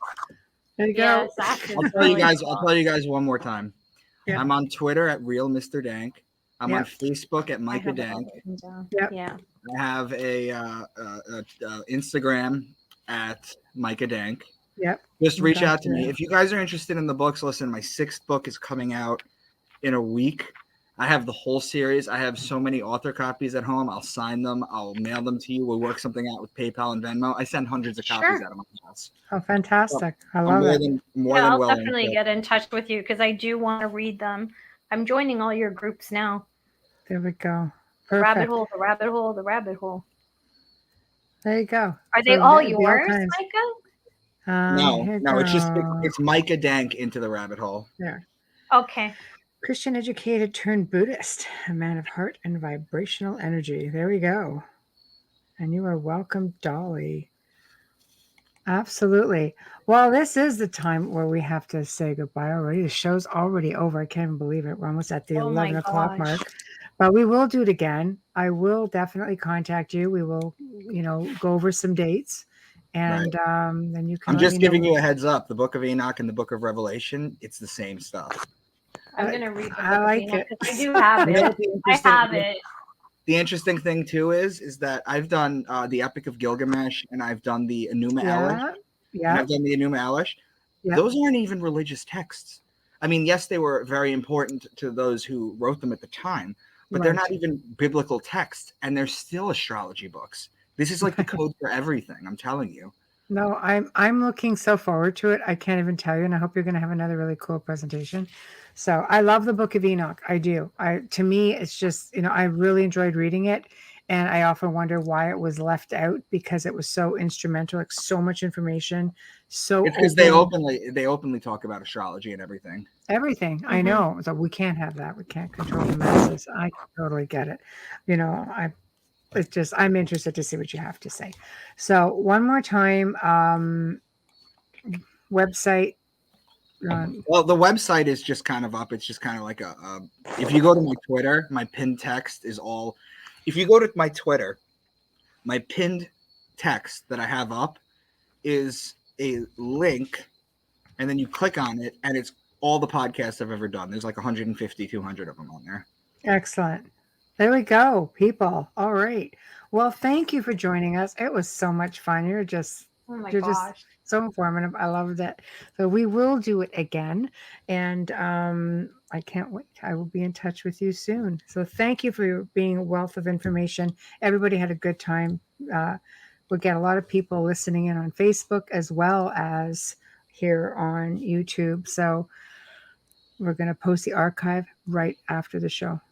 So this way you'll be able to find it on the Outer Realm and share it up. And for those of you guys who missed the show or just kind of went, what? You have to catch the archive. Like Amelia said, you're going to have to listen to it a couple times. So it's going to hit over 200 different sites. Watch it. Watch it again. It's rare that I lose track of time and a guest asks me a question and I'm like, what? So yeah. Really impressed. Really impressed. Definitely. Kind of like that. Yes. Thank you. Yes. So thank you very much for joining us tonight. And I will be in touch with you. I will talk to you soon. Thank you so much. All right, Micah. Thank you. Thank you. Ciao, Bella, to your wife. I will. Take care. Thank you. So we have come to the end of another fantastic segment here on the Outer Realm. Holy crap, that was amazing. Yep, I just said that. And thank you, everybody who tuned in. Thanks for just lighting up all of the chats. This is like awesome. And big thank you to Micah. Just awesome. Thank you to Joe for being the best producer on the planet, for manning the fort behind the scenes. Huge thank you to Folgers for sponsoring the show. Was just so happy to have you on this journey with us. You guys are amazing. Big thank you to Dr. Snick, aka Justin Snicker, for providing us with your music and your voice. So we've got that amazing intro and outro, all thanks to you. Remember to stop by International Public Radio, UFO Paranormal Radio, UFO Gods and Extraterrestrials. Subscribe, please. And don't forget about us on the Outer Realm over on Facebook. Drop us a line anytime at the Outer Realm contact@gmail.com. Again, the Outer Realm contact@gmail.com. Tune in tomorrow night as we welcome for the very first time Dan and Kat Eckert. We're going to be discussing the occult and the paranormal. Sounds like a lot of fun. So until then, we bid you good night and see you tomorrow.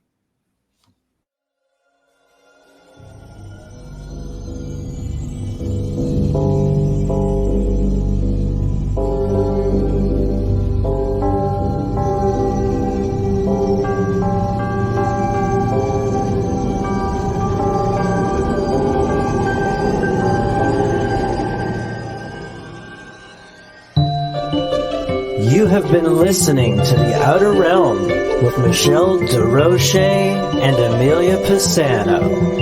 Airing live every Wednesday and Thursday evening, 9 to 11 p.m. Eastern, 8 to 10 p.m. Central, on the United Public Radio Network, 105.3 FM in New Orleans.